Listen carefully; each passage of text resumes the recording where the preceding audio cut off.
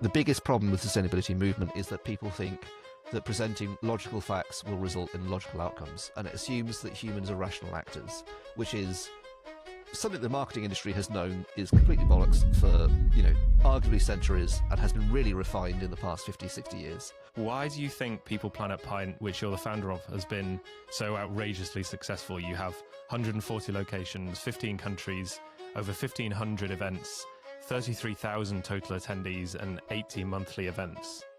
Yeah, I think it's basically linked to the title of this podcast to a certain extent, is I think people are quite frustrated by how fucked we are, and therefore want someone where to go and just talk about that would be the short answer. Most people are in a state of inertia going, well, the climate's fucked anyway, I can't do anything about it, so I'm going to have the best life as I can within that and fuck everyone else. And that's where a lot of people are sort of sat, where they're concerned about it, but their response is not one of let's get involved and start, whittling soybeans together for dinner. It's more let's just go and have a massive steak and enjoy the party while we can.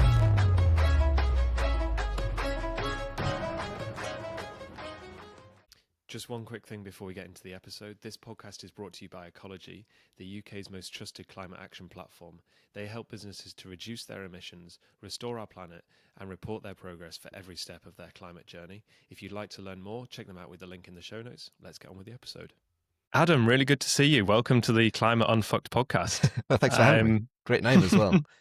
Thank you very much. What I wanted to ask you first is, why do you think People Planet Pint, which you're the founder of, has been so outrageously successful? You have 140 locations, 15 countries, over 1,500 events, 33,000 total attendees, and 80 monthly events. Yeah, I think it's basically linked to the title of this podcast to a certain extent, is I think people are quite frustrated by how fucked we are, and therefore want someone where to go and just talk about that would be the short answer. I think the more serious answer is probably that it is tapping into a kind of anxiety, perhaps, that people have got. And I think there's a lot of overwhelm. And this is partly a personal experience of just looking at things like, The Guardian. I've stopped reading because just the amount of negative news that's coming out of it all the time, which is important that it's being reported on, is just so much of a barrage. It feels quite overwhelming. Whereas then when I go to a People Planet Pint in Glasgow and I hear about the things that are going on locally, there's a bit more of a restorative energy, I think. So rather than being a draining experience, which is what I found from either the news cycle or some conferences where you go along and it's just, again, very good information, but not necessarily the most energetic. It just feels like it's quite draining. So those local events where you can feel like you can do something, you can meet nice people who are doing nice things, who are doing great things locally, is a really positive experience. And I think what we've seen is people have reached for that, and people have wanted to be part of that and bring that to their local area, which is where, the stats of like 140 locations or whatever it is, it's just crazy and hard to process at times. You sort of go, oh no, that is quite a lot, isn't it? And those numbers are changing all the time, because obviously some people step back, some people step forward for it, so it's constantly in flux. But there's still always that demand of people wanting just to have that space to come together, chat locally, and get to know each other and have a positive time, rather than it being a impact time.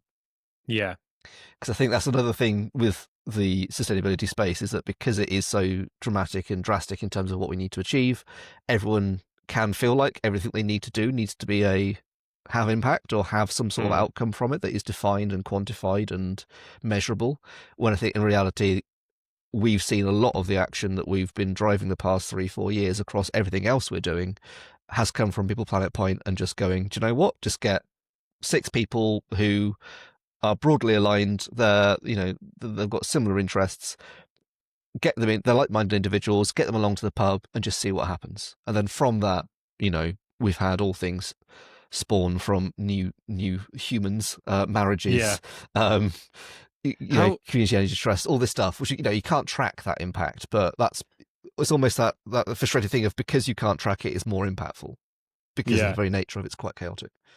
How many people who come along have found you kind of through the people that they know, and how many have looked for it? Do you know anything around that? It's really hard to get the stats for this, partly through, I won't go to the boring technical reasons of event planning unless we want to. But yeah, I think one of the challenges is really, we do get quite a lot of people from Eventbrite itself just seeing it, and they might see it on the day and just pop into the pub and come and say hello. Um, Quite a lot of people do bring a friend or try and bring friends. We're trying to encourage that more and more. That's quite difficult to do because people typically don't feel comfortable doing that, which is a really interesting segment of, given all the stats around how many people are concerned about climate change. We know that most people's friends are concerned about climate change, and therefore why don't they feel comfortable bringing them along? Why do Interesting. you think it is? I think there's a perception in sustainability that it's going to be full of, yogurt knitting, sandal wearing, tree huggers, and therefore it's not for people like them. And then they turn up and they take a punt and they go, oh, no, actually, this is like-minded people who look and sound like me. And therefore this is my new, social network and group. And we see a lot of friendships coming out of this. I think that's the biggest impact we've had, is that people start this as a way, they don't intentionally start it as a way to make friends, but that's the main outcome, is that they end up with a whole new friend group. As a result of that they carry forward and do various things with. So the tracking of the stats is really hard. I think, a lot of it comes from Eventbrite, a lot of it comes from people finding it and just bringing a friend along. I think some people might be doing it from a professional point of view. This is something we want to get better data on, because it is quite hard to understand where people are finding it, other than just the slight chaos, or they're just in the pub and get pulled into it. It also happens. So They hear of the free pint and they just want in. exactly, yeah. And there is Yeah. you do have to register to get the free pint. So that's the only caveat. Just from your anecdotal experience, you'll have been to a lot. What kinds of people come along? I would have thought there's a real spectrum. It's massively, it's a huge spectrum, and I think we do have sort of segmented demographics. We've tried to do like user personas or whatever the word is for who's coming along, and there's sort of four key groups. But I'd say it is a real mixture of people. So everyone from maybe the older generation who have been active in the space for years, who are more activist led, who are then typically retiring and they want to give back to the local community, or they want to try and sort of share their knowledge with the next generation. We do get a lot of students coming along who are looking for roles and looking to get into the space, and or they're in jobs currently and they're just frustrated by the lack of sustainability influence and are looking for a new job to kind of get out and shift that career. The bulk of people are either small business owners in the space who are sort of professionally curious or professionally involved. So they might be running like a B Corp agency or something like that, or they might be running a normal business and then just coming into the space to go, actually, I've heard about this, but I don't really know what it is. And we get a lot of sustainability professionals as well. But I do think this is the interesting thing that we also want more data on, is around the demographics, because I do think we have a wide spectrum. It's not just your 30 to 40-year-old professionals in sustainability. It's much bigger than that. We do get people who are, everyone from 18 coming and trying to find jobs as university students, through to people who might be in their 80s, who are in the local community, who are retired and are trying to get involved with, or hand over their knowledge to others. Yeah. Which is why I think it works more so than some other events out there, which typically are, the language that I've started using is like dark green versus light green, which I'm not sure how helpful that is, but it's something that I learned during my university course years ago, where dark green are typically the more activist groups. So think your Extinction Rebellions, think your just more vocal people in the local community, versus your light greens, who are people who might just have an electric vehicle, they might have solar panels on their house, and that's as far as they're going. They're not activists, they're frustrated, they're concerned, they're doing stuff around work. That's really who we're trying to target, is that, and that's who we do successfully appeal to compared to some other events out there. Is like, I think that light green audience are the ones that want to come along and actually have a space where they can discuss this without being judged, or without feeling like they need to kind of be putting themselves at risk of getting arrested. You can just go for a pint. Yeah. For the uninitiated, what is People Planet Pint? How does it work? Yeah, it's a great kind of very key question, really. It's essentially a meet-up in a pub. So it's as simple as that. You head along to the pub, you get a pint, and you talk to other people. It's not really structured, it's not formatted. At some of the events, we do have conversation starters where we'll have someone kick off the evening with a certain prompt or question, either about their company, or it might be about just a topic locally that's going on, like, public transport consultations or something like that, where people want that a little bit of format to it. But broadly, it is just go to the pub, get a pint, talk to others who are like-minded in your industry and who are going to have concerns, and go from there. It's designed to be very informal. Um, there's a lot of structure behind it to make that informality work. And so there's a lot of small considerations and touch points that we've put behind the scenes to make sure that people feel reassured and welcomed and all of that. But the actual core thing is, if you are in a town that has the People Planet Pint and you don't know what to expect, you just go along and it's like meeting a bunch of friends at the pub is the idea. You mentioned about the small things there. Is there some kind of small thing that you've done that's had like an outsized impact on the success of it? Is there was that one thing that that was a tipping point? I can't think of a thing that was specifically a tipping point, but I do think the keeping it really simple and allowing other people to run it are the two main ones, of just the simplicity of it being, no, it's got to be in a pub. That's the core decision is. And that sounds like an obvious one, but we've had people wanting to run it in co-working spaces or in community halls or other events like that all on paper sound like they'll make sense, but in reality, it just doesn't work for a lot of very small psychological reasons, because a pub, people know what to expect. They know where it is. They might have been there before. They know they can leave easily. They know what it looks like. It's sort of a very public space. Co-working spaces, community halls, it feels more like a formatted event. They might not be able to leave as easily. They might not know where it is. They may not have been there before. So it's those small decisions like that is sort of what I'm alluding to, I think, that helped. But on the face of it, it is the not trying to make it a networking event, not trying to make it a formatted, impact-orientated event. It is just a casual pint. And trying to contain that and keep it to that is surprisingly difficult. There are a lot of forces pulling in different directions where people want to run with it and change it, which is great, and it's fine. But if we said yes to everything, and we have done in the past, we get spread so thin, and that's why we've had to, in the past 6 months, sort of claw it back a little bit and go, do you know what? The beauty of this is that it is just a pub meetup. And that's it, and therefore there's a set of rules that you follow, or guidelines, and therefore that's what makes it successful, because we know that from all the testing we've done, from, as you say, that 2,000 events we've run, that's the data that we've used to refine it. Is there because I think what was interesting, what you said, is the psychological reasons for why a pub is particularly successful. What are those, and are they hard to, what other spaces can create those? I think the reason why the pub works is because, and this is very intentionally the name as well, and I think the name was accidental, but I think has been a real strong point of People Planet Pint. Sounds quite informal, it sounds quite fun, it's a little bit tongue-in-cheek, and therefore people who are on that light green end of the scale are more willing to pop along, I think, compared to something that might have sustainability or green or something more climate related explicitly in the name. Like, we do call it a sustainability meetup, but it's a small s in that sense.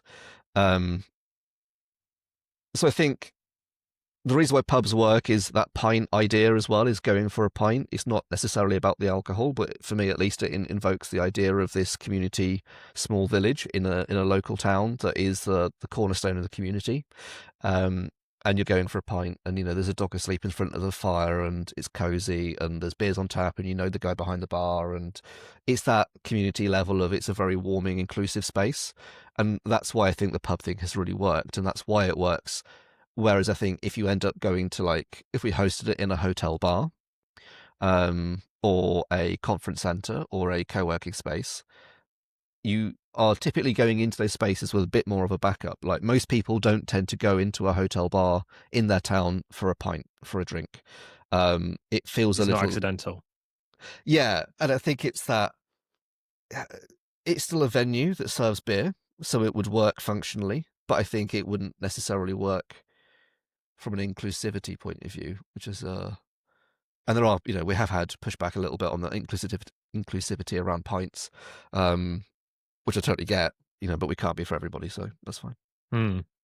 What about, because you do it in lots of countries, what about countries where, I mean, I suppose a lot of countries don't have pubs? How does that work? I think They tend to have it in bars. There's still that sort of bar culture, and I think this is the strength that we've been dialing into a little bit, is that people have been drinking and coming together for thousands of years. This is a millennia-old sort of business strategy of just going, right, let's get people into the pub or similar. So I think, we have a lot of events in Australia. The pint concept there is very similar. It's fine. Germany is surprisingly not difficult, but I think the venues there is where you see the biggest difference, where pubs aren't really a thing and bars would expect like a large paid booking. If you're bringing 40, 50 people to a bar in Germany, they don't tend to let you reserve space for free in the same way that you can in the UK.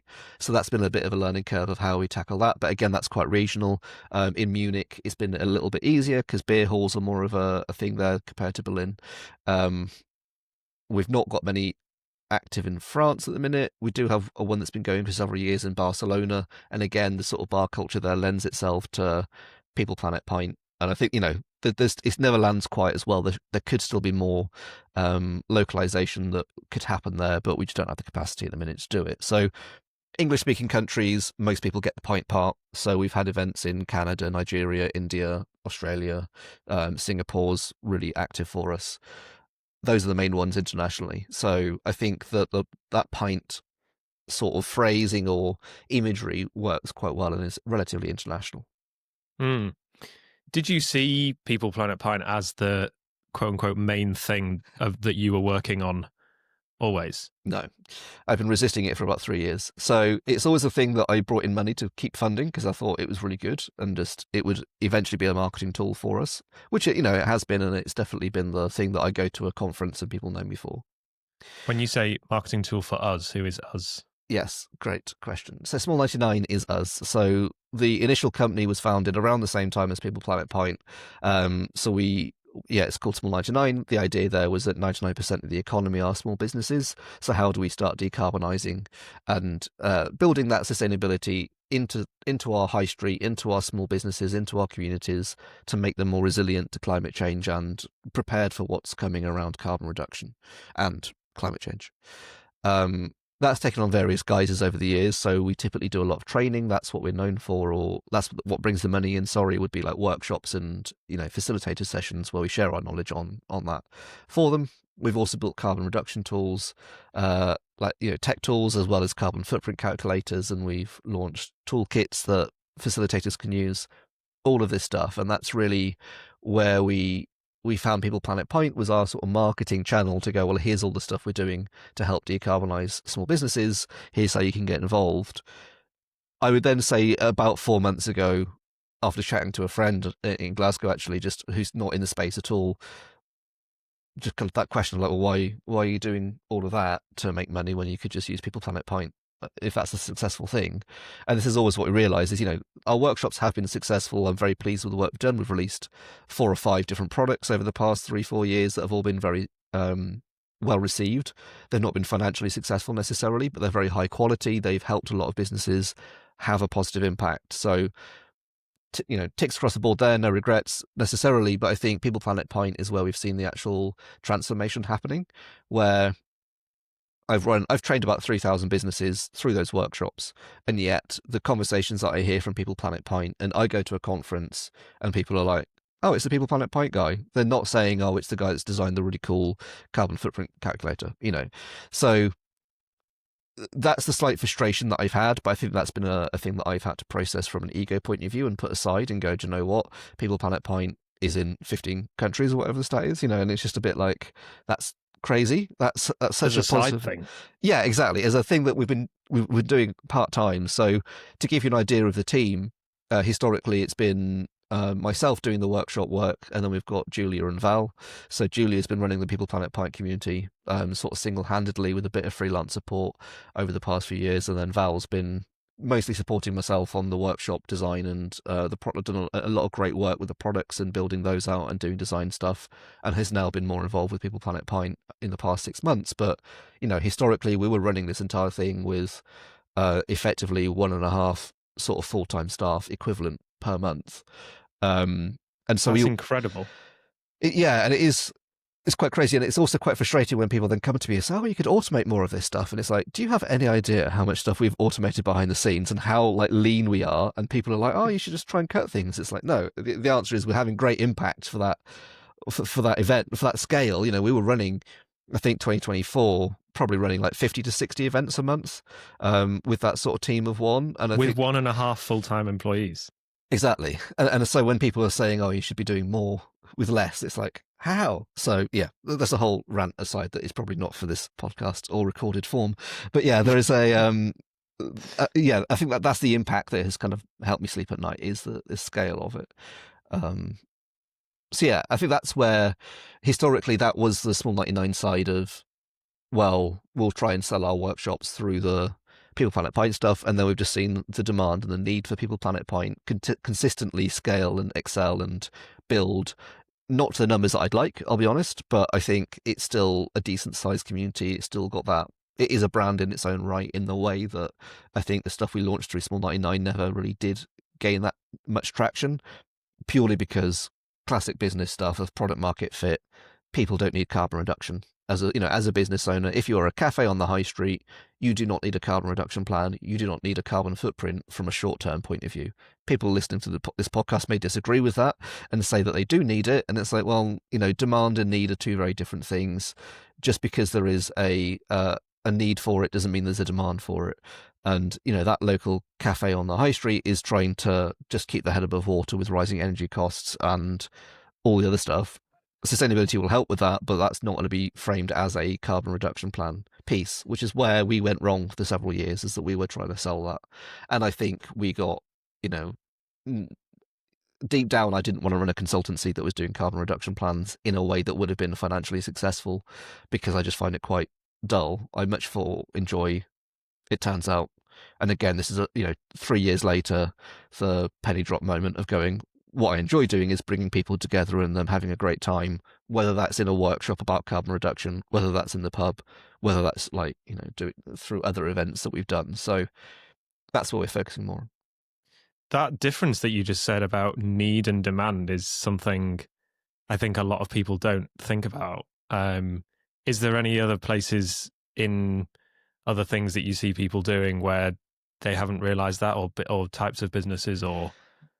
I think there's a frustration I have just with sustainability as a sort of an industry around having that slightly more, I don't know if commercial is the right word, but just honest sort of appraisal of what businesses really need. And, I've had conversations where people are saying to me that my website is too high carbon and that I need to decarbonize it. To which my response is, no, what I need is to pay staff by the end of the month. That's my short-term need. The want for a website that is low carbon is there. I know a website's not perfect, but you know what? Again, we built it ourselves for a couple of £100. It's fine. It does the job. I think it's pretty good for that. If I've got the option of spending 10 grand on a new website or 10 grand to pay staff, I know which I'm going to focus on. So I think there is an element there of being slightly blinded quite often by the impact, or by the sort of anxiety that people have around climate change. Sometimes comes out in unhelpful ways, and it isn't necessarily the most empathetic. And I think that's where the alienation comes for the majority of people, and why they're a little bit nervous about coming to the pub to a People Planet Pint event, is because they're concerned that it's not going to be people like them, and that they will be attacked for having driven to the pub in a petrol car, or having, not cycled there on an e-bike, or whatever it is, or have Having cycled a burger. Well, exactly, yeah, just having a burger for food there, or whatever it is. And I think there's a lot of that perfectionism that gets caught up, and I don't think it's being driven by any single person or source.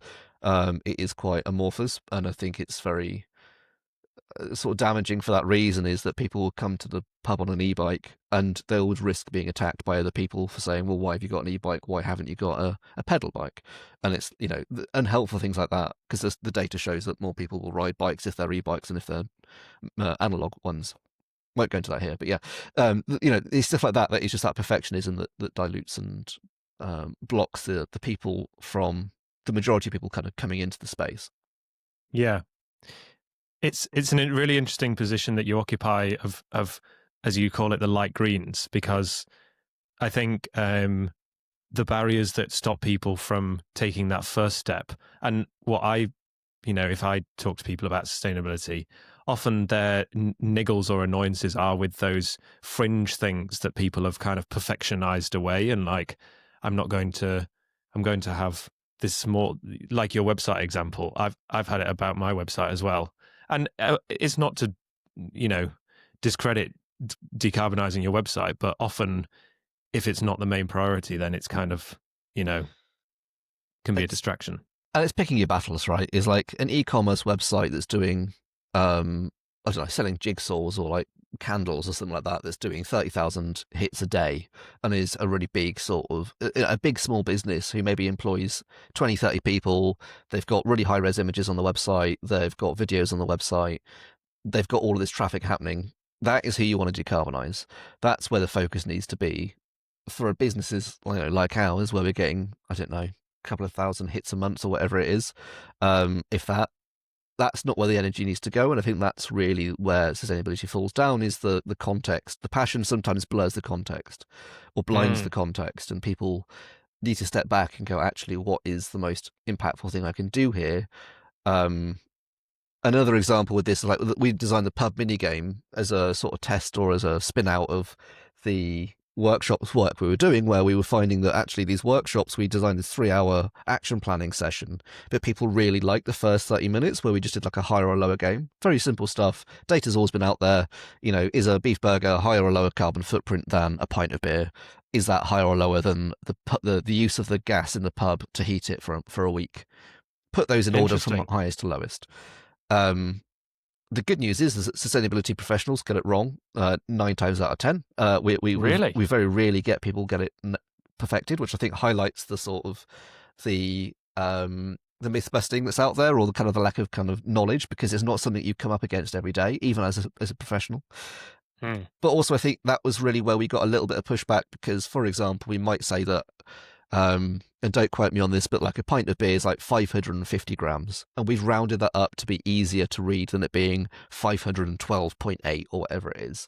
And some people were like, well, actually, that's wrong. It's not 550, it's 518 on this report. And it's like, well, yeah, but if you take 6 reports and you do averages, and it comes out at sort of half a kilo, and that's easier to understand. So I think it is I'd like to see a wider adoption of like the Pareto principle of 80% of effort for, it is normally good enough. That final 20% is a diminishing return for speed and effort, and just going, look, good enough has to be good enough for the speed. We can't spend all of our time fighting over grams of CO2 here and there. I thought that you were going to say that people objected to you dishing out cards for people as a game. We have had that as well. Well, we've kind of preempted that. It's been very minimal in terms of the pushback. And these are sort of single, what's the word?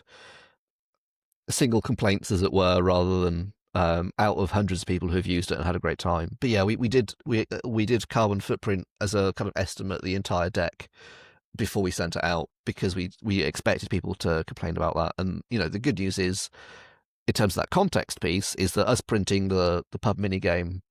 Well, I don't know what it is with pub mini game off the top of my head, but I know for the full deck, where we had like a much bigger box that had. The action box has got like about 60 cards in it.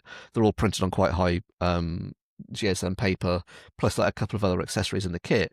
That came to about 3 kilos of CO2, which, Can you contextualize that with something that's equivalent, or? Yeah, so that's equivalent to about 5 dairy lattes or driving 10 miles in a petrol car. So, right. The production for that box that will be used maybe 100 times is the same as you driving to the shops once a week.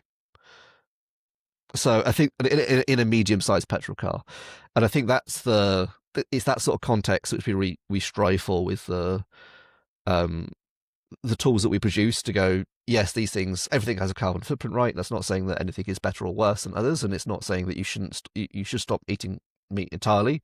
It's just that if you are going to start attacking things for the production of that box, then, well, your beef burger's probably about 8.5 kilos of CO2 in a pub. So once once you eat it once, and it's compared to printing materials on high color, and that's like quite a luxury product. It's quite a high price point for that reason, is that we wanted it to be waterproof. So the cards are like what's the word? Not they're Beer not gets spilt on. they're not laminated, but yeah, it's a higher quality stock that stands up to a bit of water being spilt on it, and it stands up to a few other, being knocked around on the edges more so than lower carbon stuff than if we were just doing it purely for the lowest carbon product. So it's that question of like, do we prioritize low carbon or do we prioritize high impact? We've always gone down the high impact route. Yeah.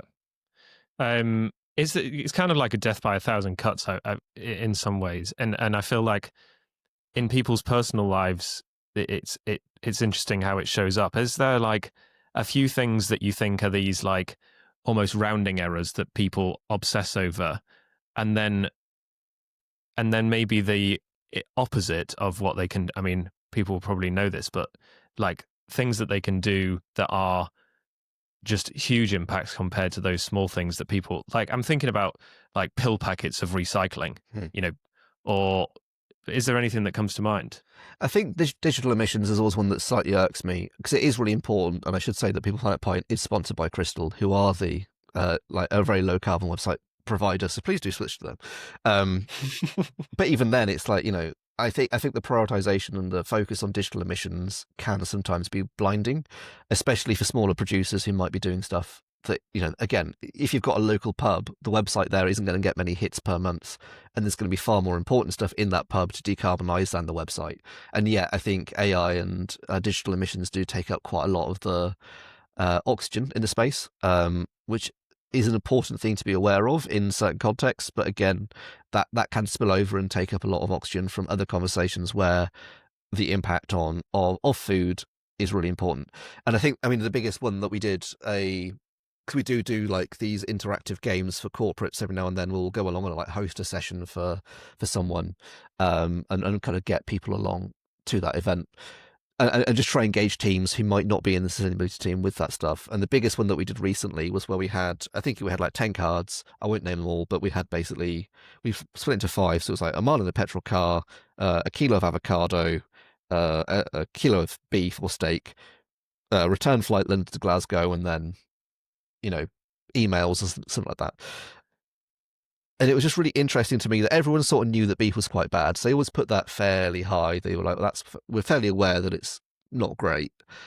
But the amount of people, and I would say that 60 to 70% of people that we interviewed did this, put the 1 kilo of avocados above a return flight London to Glasgow. You're joking. And these were people who, I don't know, these weren't people you wouldn't expect to know this. It wasn't like I was doing this with toddlers or with people working in oil and gas or anything like that. These are people who were just normal, a crosscut of what I would say educated people to running these things. And so there's this weird sort of myth that seems to have, or I don't know if it was a myth that's in the industry because of the news around avocados being bad for the planet, which again, yes, they are the worst vegetable or fruit or whatever it is for climate. However, it's still an order of magnitude less than beef is, and an order of magnitude less than flying. And it's just that context that's missing. So, on the back of the cards, I think 1 kilo of avocados is around 2 kilos of carbon dioxide equivalent. They use a huge amount of water, which isn't reflected in that CO2e. On the back of the card, it has context around that. A return flight London to Glasgow is about 350 kilos. So you've got, 175 times. You can get 175 kilos of avocados. And a kilo of avocado is a lot of avocados. It's about 8 avocados, I think. Yeah. And I think, and that's where I was like, right, this is where the problem lies, is that people just don't have this context.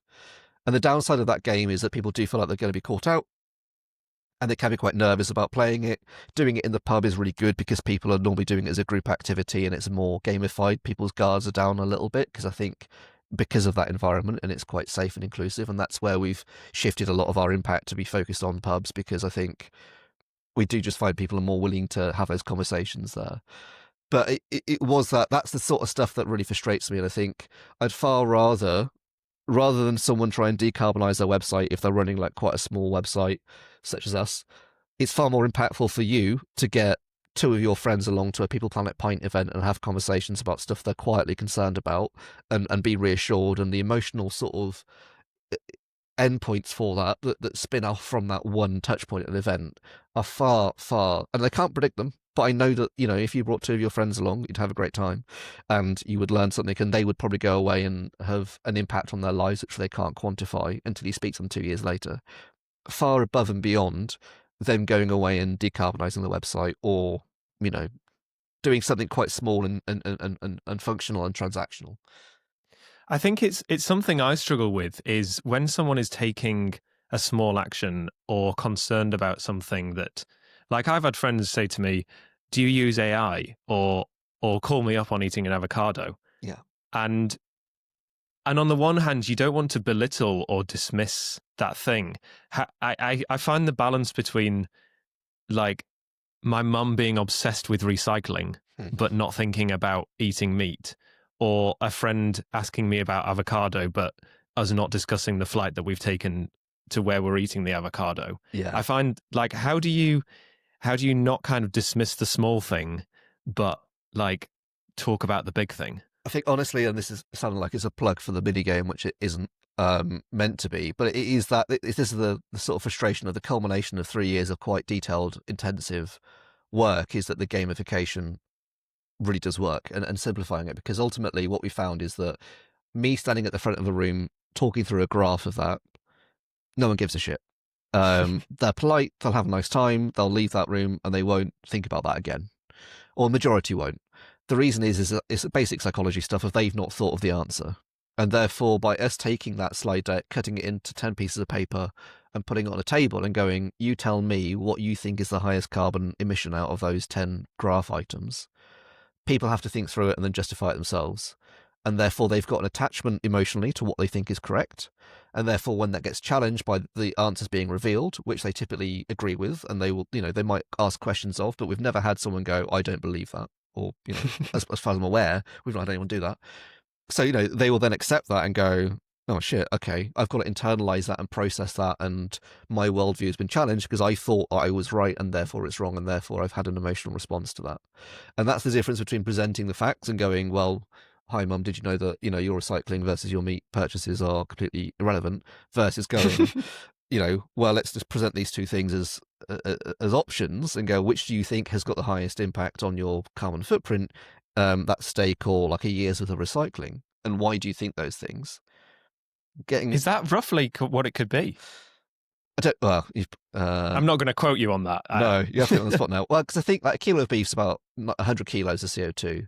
I can't remember what recycling is. Recycling's quite hard to get, but yeah, it's quite minimal. So I'd probably put 5-10 quid on one beef burger being higher than like a year's worth of recycling in terms of emissions. I might regret that. Please don't try and claim that, listeners. That is for Rob only to claim as a £10 bet, not for every listener of the podcast. But I think it's that context of going, well, which of those do you think's right? Because I see people in SUVs driving to the recycling point at the bottom of our road to recycle the glass bottles. We used to do it as me and my mum used to go. We would load it all into the back of the car and we would drive 20 minutes to sort, and we would spend an hour, probably an hour and a half in total. We'd put it all in the glass in one, the plastics in the other. We'd separate the yogurt pots. We'd take off the casings from the yogurt. It was a weekly thing, and it was like a 2-person job that was, a good part of the day.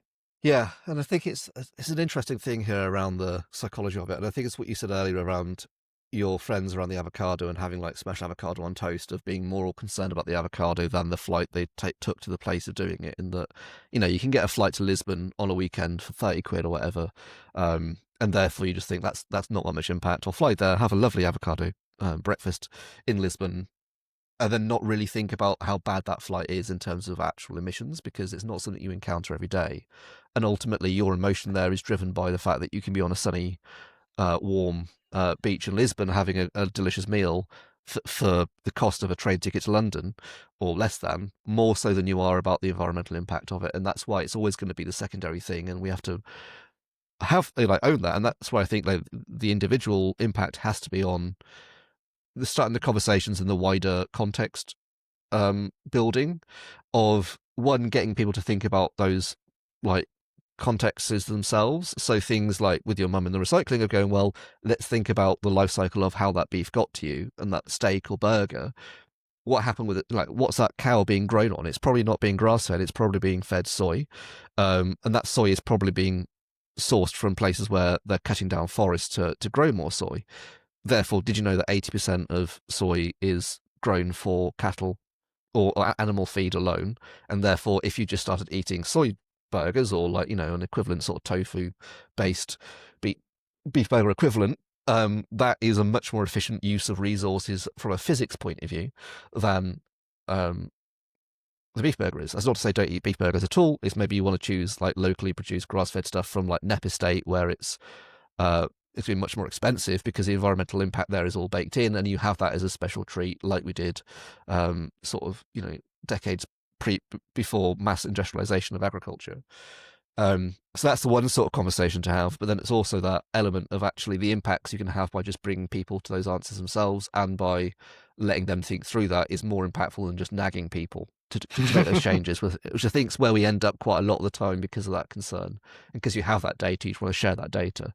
Yeah. And again, like with your friend in the avocado, it's more important to get them to a People Planet Pint to realize what's going on and what they can do locally than it is just to say, yeah, but you're a bad person because you've flown to Lisbon to have an avocado. It's like that's just never going to land emotionally. How do you square away? Someone might say to this, in COVID, CO2 emissions dropped. Like of total global emissions, flying is 2%, 2.4. Yeah. But if you add up like when it goes into the ozone layer, like there's something where it's like you're taking off, and it's like then it becomes like 4%. Yeah, there's a modifier for like, because you're basically injecting the CO2 directly into the atmosphere. So there's like it's not just CO2, but it's the other particulates that then have like a certain effect, which I can't remember the name of. Yeah. But yeah. But the point being that in COVID, like our global emissions dropped not by not by loads. I don't know what it was, and so people, I think people would say, well, nobody flew in COVID and it had fuck all impact. Yeah. Like, how do you approach that like rebuttal? I think it's really. I think the answer is that it's true. This is where it's systems change, not climate change. So there's two sort of routes you can go down here. One of which would be, well, yes, but the people who are flying are such a small minority in terms of yes, it's 4% of global emissions, but it's because actually the percentage of people flying that much are, I don't know what the stats are, but like tiny 0.1%. proportion of the world actually flies. Yeah, it's like 50% of the UK hasn't flown in the past year. Of the people in the UK who have flown, like 15% of people make up 70% of the flights, I think is the stat. So it's frequent flyers. It's people who will fly London to Glasgow 2 or 3 times a year and then fly to like Germany or something, because that's just what they're doing. That's where the majority of the emissions are coming from, and that's why the actual percentage thing around COVID, and like during COVID you could still fly as well, so it didn't reduce a huge amount, partly for that reason, and because for stupid reasons I was flying empty planes around Europe, because they had to keep the slots open for the airports. So there were flights that were still going because those airlines had to commit to, if they stopped flying those routes, they would lose the rights to those slots for when they open back up. That's insane. I didn't know that. Yeah, okay. It's a whole rabbit hole to go down, and that's probably the answer. But this is where it's like the systems change, and I think you have to. There's a point where you stop. You can't blame the individual, because I've had this. I think it was last year. I was looking to get from Glasgow to Bristol, and I ended up getting a sleeper train to London and then back out again because it was just what the timings worked out better for me. And I was happy to spend the money in that instance because it was for a paid project. But it was like, if I was a more rational human being, I'd have flown, because Glasgow to Bristol was 30 quid or 250 quid. Well, I paid, I think, 300 quid for the train journey because it's like 200 quid sleeper to London and then about 80 quid from London to Bristol because it was during peak time. That's what I had to do. It's through the company. Like, that's why it's sort of more justifiable. It's a company purchase rather than an individual one, which, shouldn't change things, but does somehow. But when you were speaking to people as an individual who are like, yeah, but I'm going to fly because I want to, you sort of have to go, yeah, fair enough. And the focus needs to be on a frequent flyer tax or on a pricing change, because until that point happens, the emotional response you're going to get from telling people they shouldn't fly, and then they go, okay, yeah, no, I agree with that. I'm going to look at getting the train to Bristol from Glasgow instead. And they're faced with a 10 times higher bill. And a lot longer. Yeah, the time argument I don't buy quite so much, because I think it's more productive and it's more pleasant. So I think like I do sort of agree with you, but like I think if you go like London to Glasgow, people always say, oh, it's quicker to fly, and I'm like, well, once you factor in getting to the airport, faffing around at the airport, getting out the other end, getting on the train, I don't think it's quicker or cheaper. Frankly, I think the train is, for those sort of direct to city routes, I get on the train, I spend 4.5 hours on the train doing work emails or like writing a presentation or whatever it is. I get off and then sleep for a bit, and I get off the other end, and I've not had to faff around with getting on the plane and going to a shit meal in a airport. Like, you know, okay, maybe it's a shit meal at Euston instead. Yeah, exactly. Like, I don't see it as, I don't really like flying, so I'm always on the trains are the superior mode of transport above everything else when they work. But yeah, what we was talking about earlier about the kind of small actions that people get obsessed with, and then people who aren't in sustainability feel alienated. Do you think there's also an alienation that comes from the moralizing that it's very easy to do and to kind of fall into? Because I had this situation with a friend who, we went to Scotland, and he was like, well, it's cheaper to fly. I'm going to fly from London. And I was like, but you shouldn't. And it's very easy in the sustainability world to get into shouldn'ts and morals. Do you think that is a mistake, or do you think we should stay away from that, or do you think it's actually that's a useful part of the argument? I just think it's ineffective, and it comes back to marketing, right? Like, people drink all the time, even though we know it's really bad for us. Like, we know that alcohol is bad for us. We know it gives us hangovers. Yeah. Should I cut this out because you People Planet Pint? No, it's fine. But I think it's a good example of that. Like, look, you know, I've got to own it. I've got to own these things. But like with the drinking thing, it's just that level of like, most of the people that I know, and I guess that a good chunk of people listening to this podcast will have at some point in their lives had a hangover and then drank within at least 12 hours of having that hangover. Hair of the dog. Exactly. And got back on it. It's a completely illogical thing to do. Same with cigarettes. People know it's bad for us, yet people will still continue smoking. And yes, there are addictive things within that, but there's still sort of a level of cachet autonomy, or image or autonomy within that people are fighting against. And therefore, the issue of sustainability, the biggest problem with the sustainability movement is that people think that presenting logical facts will result in logical outcomes. And it assumes that humans are rational actors, which is something the marketing industry has known is completely bollocks for, you know, arguably centuries, and has been really refined in the past 50, 60 years. In that, the way that you get your friend to get the train to Edinburgh rather than flying is not by saying that you shouldn't fly because, or Glasgow, whichever, other cities are available in Scotland. You know, if you're flying to Scotland, the benefit there is not, you can't sell it as you shouldn't fly because that's a bad thing for you to do.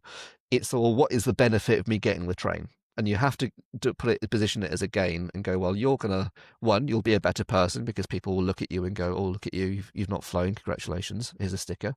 That's probably not going to work for most people. A little bit, but you know, some people, there's a status gain thing there that is, it's not why you shouldn't do something, it's why you should do something. You're gaining the status of someone who is better, not losing the status of someone who's worse. But the main thing is that, well, it's going to be nicer. We can have a few like cans of beer on the train. We're going to arrive earlier. There's more flexibility with it. We'll get to see more of the scenery. Like, there's ways you can spin it. Those are all terrible suggestions. But you can spin these things to go, you'll have a better experience if you get the train rather than flying. And this is just one example, but I think I see a lot of electric cars where I'm in Glasgow. And a lot of them are the Porsche Taycans that are like 80 to 100 grand. So I see probably 3 or 4 of those every day because, you know, we're fairly near a wealthier end, I guess, where there's a lot of business owners who have bought those. And they've not bought those because they're saving the planet. Because those are very expensive, large batteries. And people have bought those because it makes them look cooler at the golf club.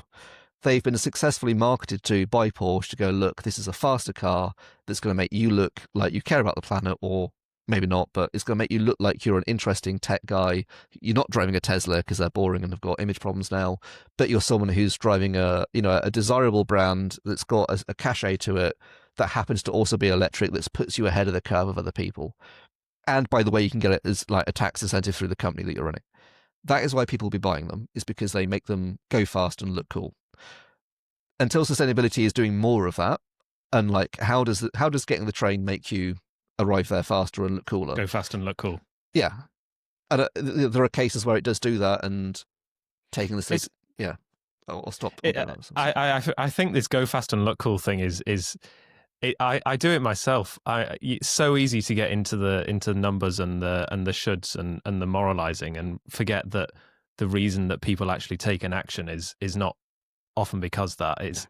Is there any other kind of low hanging fruit that you think? I think diet could be another one. Of instead of talking about like the climate impact of beef, talk about like the health impact and why eating plants is better. Is there any other things that come to mind like that? That it could also be, because we're talking a lot about individual action, maybe on a kind of collective or company action basis. Yeah, I mean, I think like the company one, trains and flights are always a good one, because I think typically that removes the price point from it, and therefore it's a time argument. And you can normally make the argument that getting the train is going to be more productive time than than flying down, and that can win companies over. I think really with all of this stuff, and I think I should caveat this entire sort of episode with, I do believe that personal actions only go so far, and it really is, we are at a point where systems change needs to be occurring, because I think that's where the flights thing is just completely lost of. I've spoken to my friends for the past 3 years about this, and they're fully bought in, and they've changed their lives in other ways around this. They are not going to change on the flights thing purely because of the cost of it, and the system is stacked against you. And therefore, this is where People Planet Pint comes in, is that I know that getting them to a PPP to understand what's going on in their community and being exposed to the other industry and that action is actually happening is far more powerful, because most people are in a state of inertia going, well, the climate's fucked anyway, I can't do anything about it, so I'm just going to have the best life as I can within that, and fuck everyone else. And that's where a lot of people are sort of sat, where they're concerned about it, but their response is not one of, let's get involved and start, whittling soybeans together for dinner. It's more, let's just go and have a massive steak and enjoy the party while we can. May as well dance on the Titanic whilst it sinks instead of crying your eyes out. Exactly, yeah. So, and I think that's where the challenge is actually, that's quite a difficult thing to come to terms with, but it's a very realistic thing. And I think that's whether the marketing side, and my background in marketing, I think has helped or gives a bias to this perhaps as well, because it is that element of, like, steak's a really interesting one where it's got such an identity image to it. Excuse me. Whole restaurants dedicated to it. Yeah, and sort of that kind of macho culture where it's not about the steak, it's about the image of being someone who eats steak. It's got the status gain of you've made it, it's expensive, it's got this sort of very macho masculine image, all that stuff. So that's why people are not going to stop eating it, because then if you're suggesting to that sort of person, well, you're not giving up the steak, you're giving up your identity, and you're giving up your status to then go and eat like a cauliflower cheese or whatever it is. A cauliflower steak. Yeah, well, then people get angry about it being called a steak at all because it's a cauliflower, and there's a whole sort of identity around that spins up. I didn't realise that. I love cauliflower steaks, and I'll stand by that. Yeah, cauliflower's amazing, but I think that's the thing: is don't try and imitate meat; just have a great meal on its own. And that goes back to what you were saying around the health benefits. This is not about calling a meal vegetarian; it's about just being like, here's a delicious spread of really nice food. And then most people are happy. And I think if you're in a company setting, like some conferences I've been to and some like events where they've put on the catering, that's really worked, is that as soon as you say, oh, we're serving a vegetarian lunch, everyone starts groaning. If you just do a lunch where all the food's great and, Mediterranean potatoes and salads and, there's loads of options you can go with it. Very rarely do people complain. And then you can just have it so that you go, well, if you want the meat, you can request it. And then not many people will. Like if it's that important to you, you can do that. And I think that's where as a company, it's about having those challenges and changes and having those policy changes. But as an individual level, I think it's really, yeah, I think I've really mellowed on this in the past 2 years. And I think everything I've been doing through the workshops and training, I used to be much more militant on going, no, it's everyone's personal responsibility to get a train rather than fly. And then I started just going, I was exhausted by it. I was exhausted by those decisions making. I still don't fly domestically at all, but I've taken a flight in the past 12 months. I know, exactly. And this Adam, Adam, I'm going to cut that out. Exactly. Well, this is cancel the entire podcast and like delete my LinkedIn. But I think this is that's the reaction. Is it does feel quite like naughty and bad, and I do feel like if I did a LinkedIn post of a selfie of me on the tarmac, I'd get a lot of shit for it, which is like interesting because then, well, the answer to that is I take loads of flights, don't tell anyone about them, and then just stop running People Planet Pint and go and work in marketing for an oil and gas company, and my life would materially be quite a lot better in the short term. Morally, I'm not going to do that, but I think that's the danger of that's where you're pushing people if you start attacking them for those decisions, if you don't understand the context and the logic and the emotion of why they're going to those. Because if you're placing all of that weight of climate change on the individual while politicians are making stupid, irrational, illogical, bad decisions, that are happening at a scale above and beyond this, then you're just going to put people in a position of complete powerlessness, and they're going to hate everything. And therefore it's a case of, well, you want to bring them to the position of going, what do they care about? What are they concerned about? From a marketing point of view, like work out their needs, wants, desires, and their status gains and all that stuff, and then position sustainability as something that will help them achieve those. And they will have a much nicer life and be motivated to act. And yes, okay, it might be smaller, but they'll be much more bought in and much more sort of sold on that idea, because it doesn't feel like they're having to give up their identity or their holidays or their wider piece.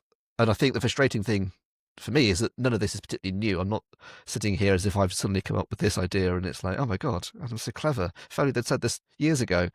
We've been like, there's been articles written like 15 years ago that were talking about this. The Stern Review in 2006 came out with the logical assessment that avoiding the impacts of climate change were a far more financially sound investment than not doing it, and things like electric vehicles and public transport would cost less to implement and would have better benefits overall.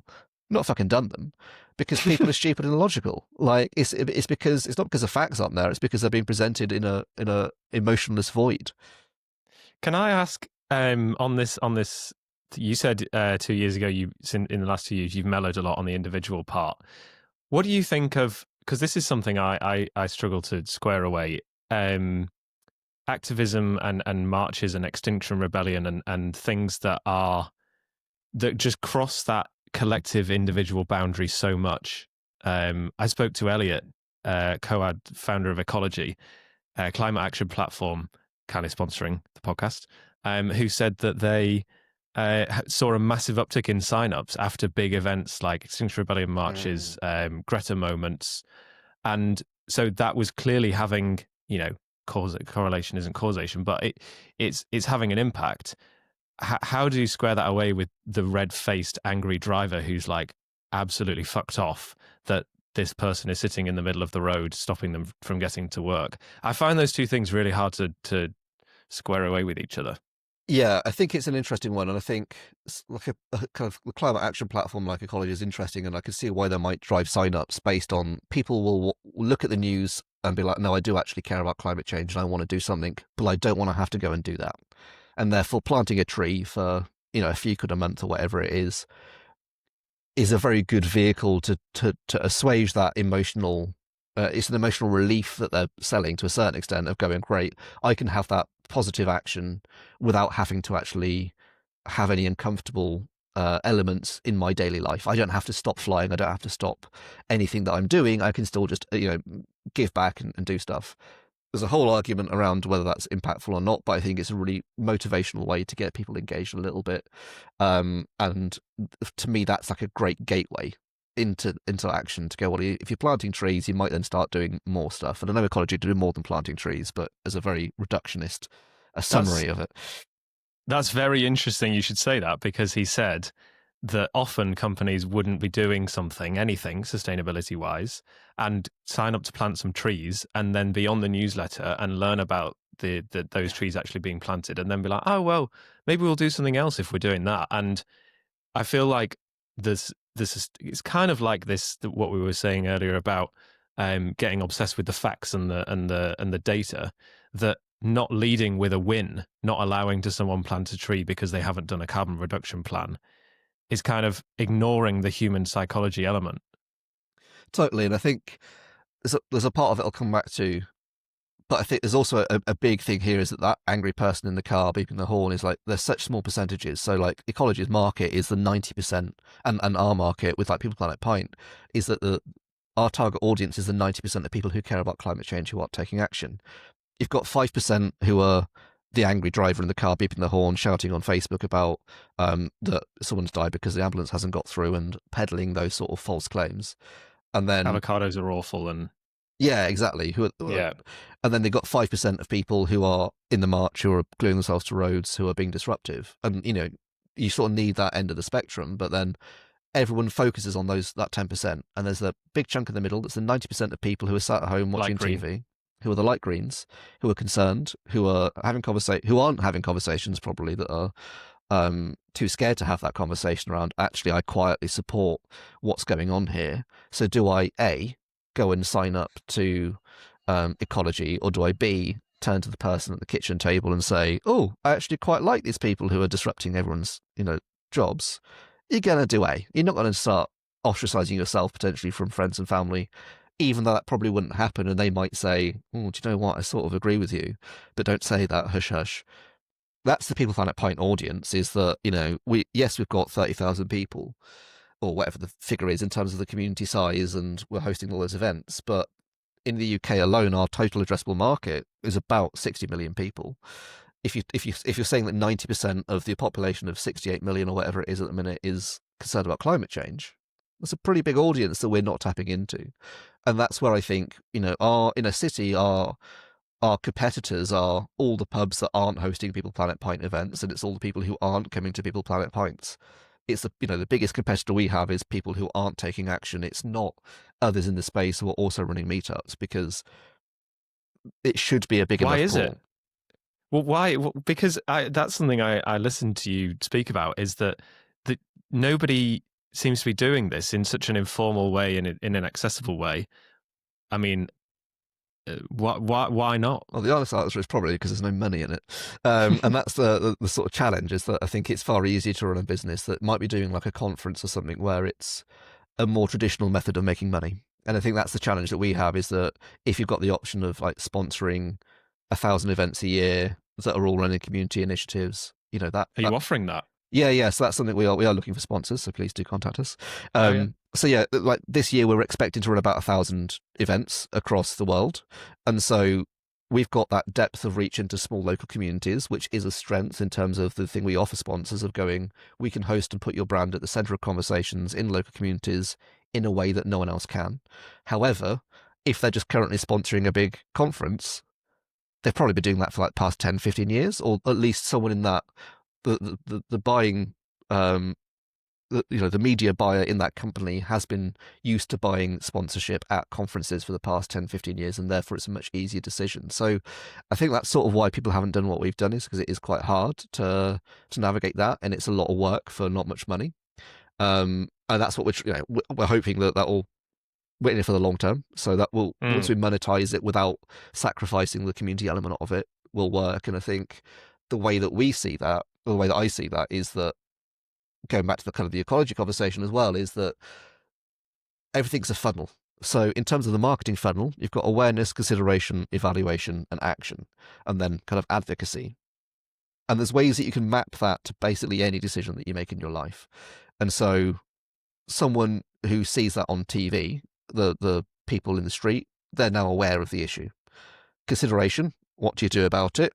Well, I could either go and join them. In terms of the evaluation stage, you're then like, well, I could either go and join them. Sorry. Take the piss.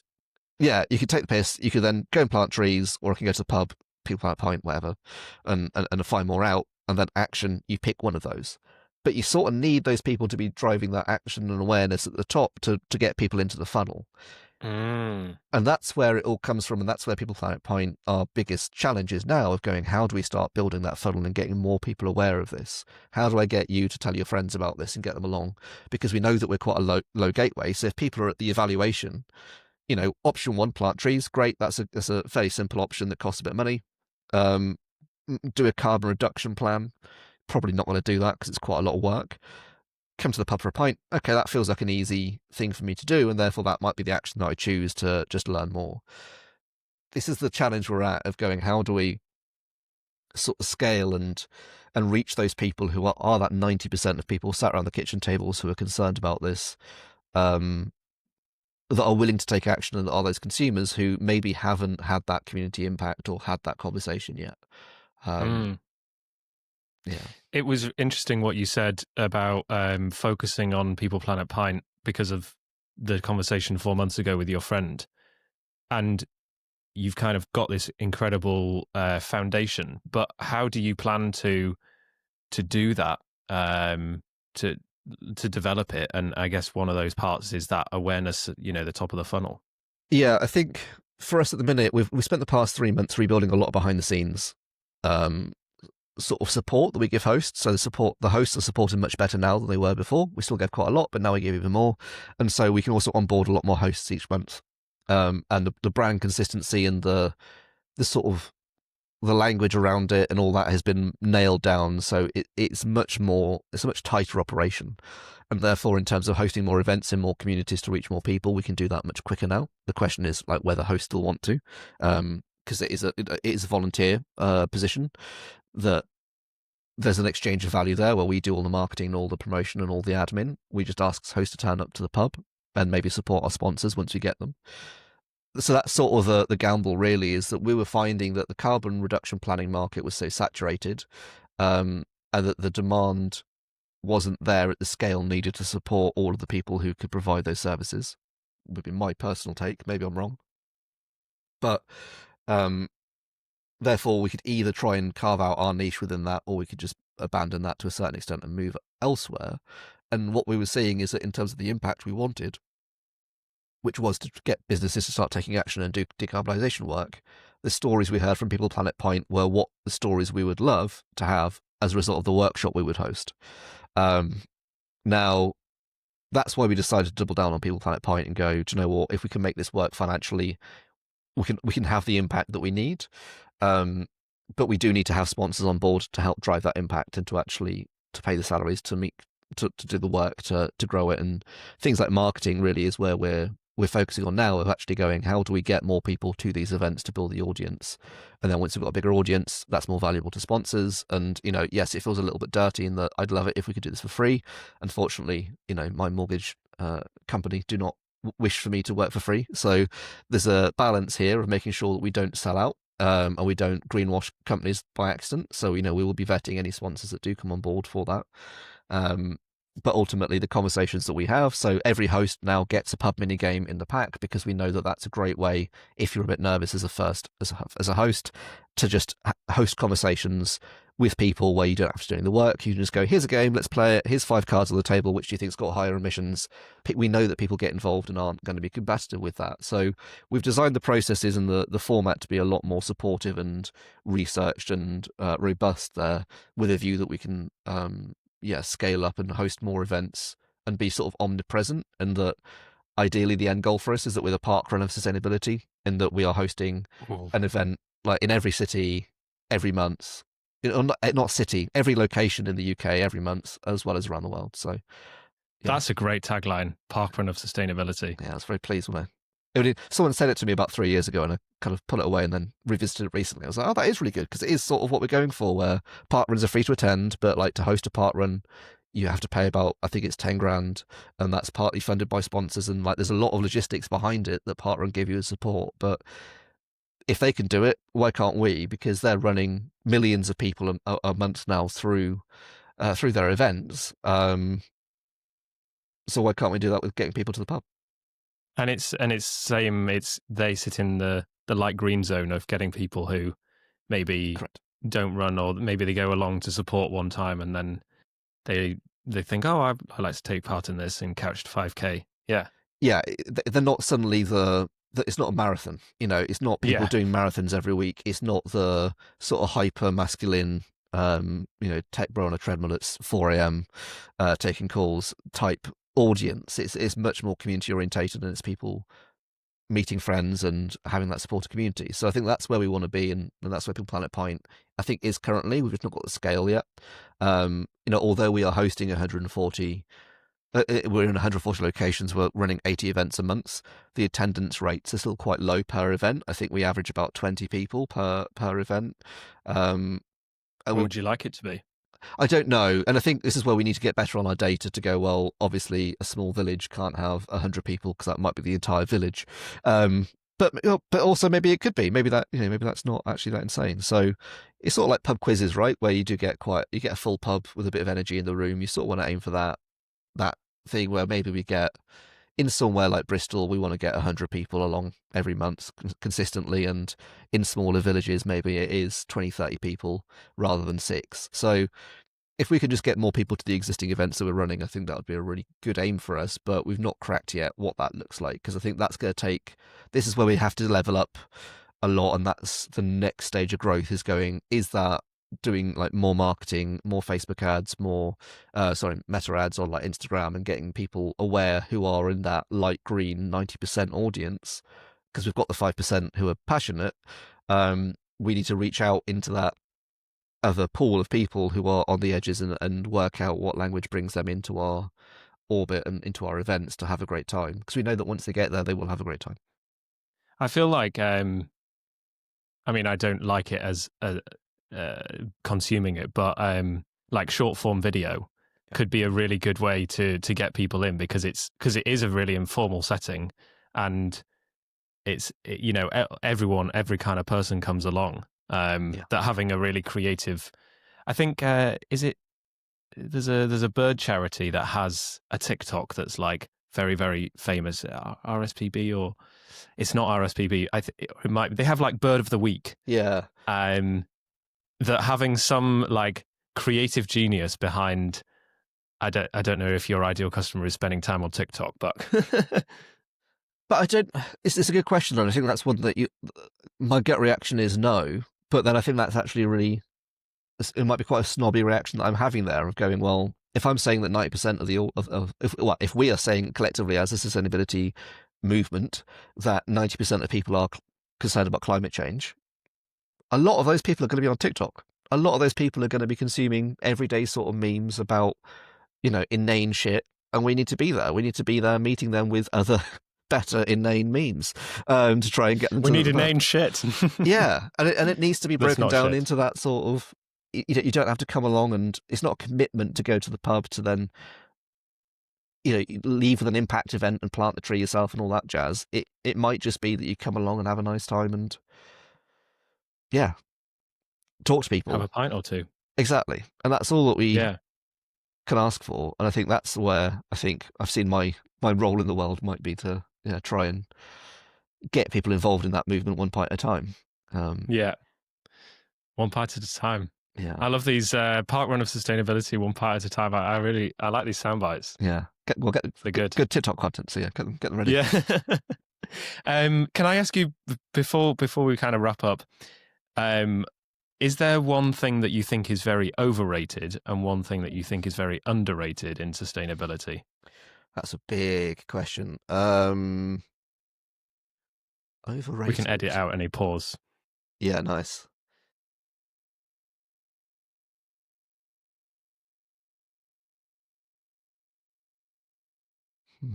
Overrated. It'd be funny if we didn't edit out the pause. I mean, happy for the pause to be kept in. I think the overrated element, and I don't know if it is overrated in sustainability, but it's sort of, this is more my passion topic that I get very evangelical. Yeah, evangelical about. Okay, well, to a certain extent, I think underrated is marketing and language. I think that's probably a really big one based on everything I've said today that is underrated. But I think for the overrated thing, I'm not sure if this is necessarily overrated, because I can't think of anything in sustainability that is overrated, because everybody is so willing to attack and pull down everything else that actually things don't get much chance to kind of get flight, and it's normally quite temporary. But I do think the thing that is ignored quite a lot of the time is like civic architecture, or like city planning and social planning, or urban design. None of these are the right pair of words, but together they are the right pair of words. I was not expecting you to say that. Well, this is the passion things. I think electric cars are great. We'll defend them. They are very good, blah, blah, blah. However, for urban areas, we need better public transport. And I think I'm yet to see any technology that beats the train in terms of efficiency of moving people around. And it's frustrating when you start to see like innovations in road transport that are like, oh, we've got these electric cars that are all really lightweight and have a person in them, and then we can connect them through sort of these tech systems that they read the car in front, so they can be really close together. At what point does it become a train? And it's like, yeah, just put them on fucking rails, and you've got a train, and it's much more efficient because you've got points like. You have cars at either end, so that cars are fantastic. And I listen to quite a few car podcasts, and I'm probably more of a car person than Fully Charged show. Love Fully Charged. I've been on stage at Fully Charged, which I was very proud of. Have you? Yeah, twice, I think. Adam, I'd have to get an autograph. I know, yeah. I mean, this was like 6 years ago talking about electric bikes, but there we are. But I think this is the thing, like cars are great at moving people between places that are typically in remote areas. But as soon as you get into anywhere that is a town or a city, you cannot beat the efficiency in terms of kilowatt hour per kilometre of movement than things like trams, light rail, and rail-based systems. So I think, and then like complementing that with electric bikes or walking and sort of other active travel. And I think that gets overlooked so much in terms of our town planning. And this goes back to the selling a better life. And this is where Paris is doing a great job at the minute of going, do you know what? It's going to be a painful couple of years while we adapt, but we're going to build a cityscape that's got more trees in it, which means it's cooler, which means more people can cycle. We're going to put in more cycle lanes, make it easier to walk around. We've got a great metro system. Like the amount of underground systems that Paris is building is insane, and the amount of tram systems that France is putting in generally as well is commendable, because they work. And do you know what? It means that it's cheaper for people to use, and it addresses a lot of social barriers as well around social inequality, because cars are fucking expensive to run. It's why I don't want one. Because you got to insure it, and then you got to like service it, and then you got to pay tax for it, and you got to make sure that if the wheels don't come off, and all of that stuff that you are liable for, and that you have to apply to the government for a license to be able to drive it. Whereas if you just use trains or a cycle, like a bicycle, you don't have to do any of that. It's much cheaper. You can go where you want. It's a much cheaper way to kind of get to work. So it addresses a lot of the social, financial barriers to sustainability, where like electric cars are great, but they are still, even if they're not expensive, so like the Renault 5 that's come out is really affordable. Great looking car. Fantastic, and a great example of what an electric car should be in terms of its lightweight, it's well designed, it's thought out. All the materials come from like 20 miles within the factory. So it ticks all the sustainability stuff as well. However, even at 250 quid a month on a PCP agreement, it's still 250 quid a month. And if that was put towards, you can buy a lot of train travel for that. You can buy quite a lot of tram travel for that as well. And you can just buy a bike and cycle everywhere. And I think the barrier to that is that we're not putting enough emphasis and control. And this is a UK planning system. This is a central planning system issue that the Labour government needs to be more ambitious on. Is allowing councils the budget and reforming the planning to actually fucking build something. And this is the biggest issue, that the reason why France is leading in that decarbonisation is not through any sort of great cultural difference, I don't think, other than they have a planning system that allows them to build ambitious projects at a local level much more effectively, and the budget is there, and it's the treasury brain that is actually holding us back quite a lot in the UK. So I think, this is a slight rant, as I said, but I do think that element of sort of urban town planning is overlooked quite heavily by sustainability, and I think it gets caught up quite a lot in people wanting to see more trees in their cities, which is great and fantastic. But that has to be paired with going a little bit further, because that unlocks quite a lot of decarbonisation plans. And some cities are doing really well. So like Glasgow, there's a lot going on around that.